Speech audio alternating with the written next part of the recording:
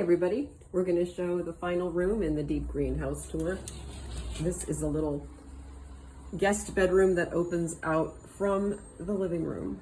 And so it's very small, so I have never rented this out per se, but I've had friends stay here for fun, and also a friend could stay here kind of like for an emergency. Most people would probably find this room a little bit small, but it's kind of like, it could be a landing spot.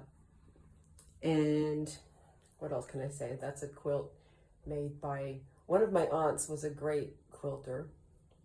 And I have a bunch, I'm blessed to have a bunch of her quilts. And I make these little 3D collages out of, I don't know, a lot of glass and a lot of nature stuff. That's actually, yes, that is an old pencil sharpener. And yes, that is an extension cord. There are, as I mentioned before, there are 2 large bedrooms. Those are occupied by the long-term housemates, and that's their private space, so I won't be showing that.